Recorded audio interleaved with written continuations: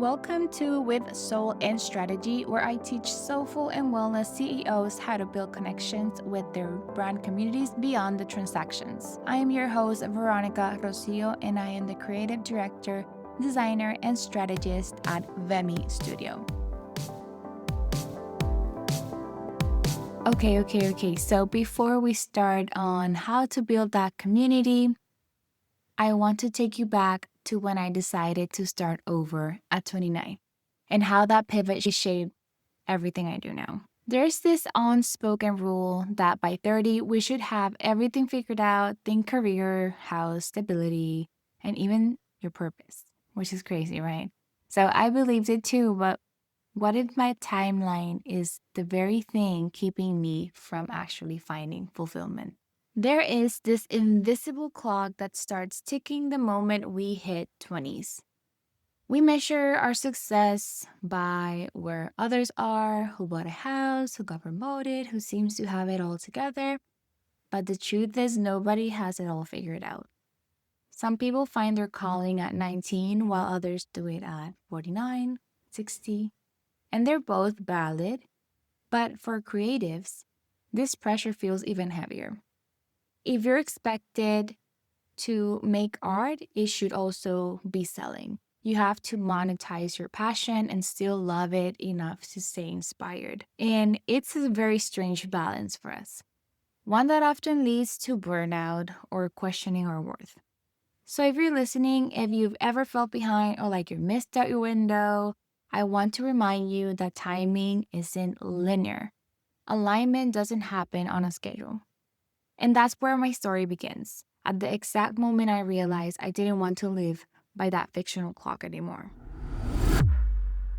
Yep, back in high school when every junior is applying for colleges and deciding what to do for the rest of their lives. So I struggled finding something that inspired me to sign up for 4 years long college journey and then for 30 more to actually do the career. Now the time to start applying for schools came and I really had no clue what to do. But in conversations with mi abuela, she suggested fashion design because I was always drawing on the papers dresses for these little characters I would draw. So that idea sparked something in me since I had no idea you could go to school for that. So I looked into it. My dad signed me up for a small sewing school.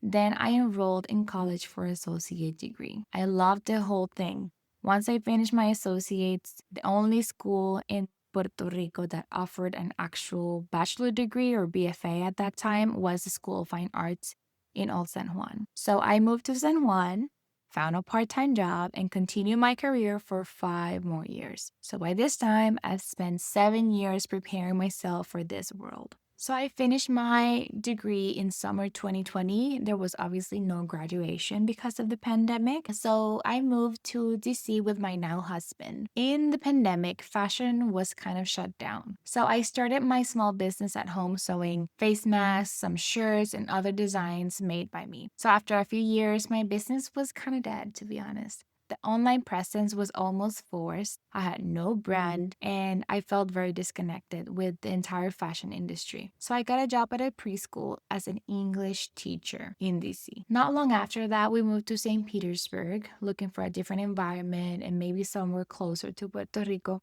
And in that year, I continued to work on my online store. And to get some income, I had to start nannying full time for a wonderful family.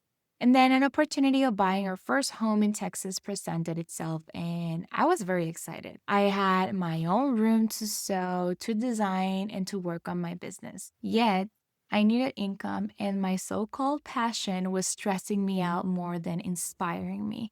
So I gave it a shot at teaching art in high school. Low key, I thought I would leave fashion behind and find a new passion in teaching until I got myself into the second year of teaching. Newsflash, I hated it. The prepping, the lesson planning, grading, parent meetings, testing. I often cried coming into and out of the job. I was feeling lost. I felt like I was 29, married with home, but yet had zero motivation for what I had to spend most of my life's time on, which is my job. So you have an idea of my time. I had 10 hours outside of my home between commuting and the actual paid hours where I was teaching. Then I spent 1 to 2 hours at home between grading, prepping for the following day or the next lessons. And out of 8 periods, I taught 7 groups of at least 30 students each.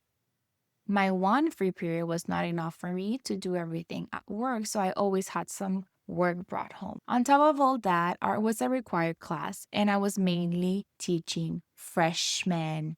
If you know, those ages are very hard. They don't focus, they don't take seriously their classes, especially these more creative ones. In the past, I had created content for my dad for his business, my own, and between class presentation, I was using a lot of Canva. So I developed this liking to graphic design and I started playing with Adobe again after many years of taking classes in college. Anyways, my hubby and business partner, who's also a software engineer at another company, had invited me to explore the idea of becoming a graphic designer as he saw a lot of work in that field in his industry. And he had mentioned this before, but I didn't have any interest in it yet. Maybe I wasn't like as exposed as I was now, but that was not really in my interests. But this time I was. So I got myself in YouTube and I looked for social media like managers, designers. I got podcasts. I found many ways to teach myself the skills that I wanted to. While I was doing that, I stumbled upon branding and I felt something I've never felt for any other career choice. This feeling excited me, yet it scared me. I thought, is it time to change careers once and all? Am I late for the industry? Will my friends and family judge me? And that guilt of my parents had paid for 7 years of my career. Will I do nothing with it? Another career change will look like I'm too lost. How embarrassing. All of that. It was very bittersweet officially saying goodbye to fashion and letting my parents know about this change felt like I was disappointing them.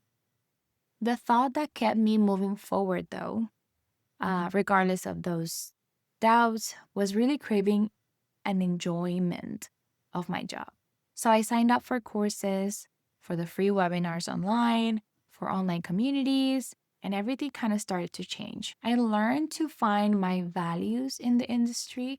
I defined my why, and I was able to align with it on my personal values like collaboration, empathy, greater causes, and less than a year into it, I booked my first high ticket client. That was a whoa moment. Someone had paid me over $5,000 to design their branding, and my brain instantly rewired. The transformation was emotional.